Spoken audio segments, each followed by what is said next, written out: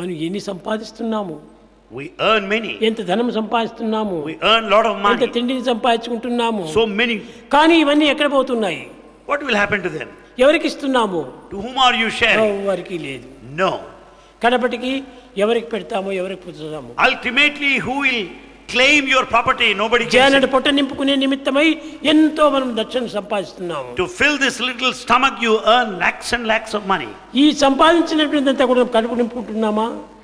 In fact, all the money that you earn, will it help you to fill the stomach? No. No.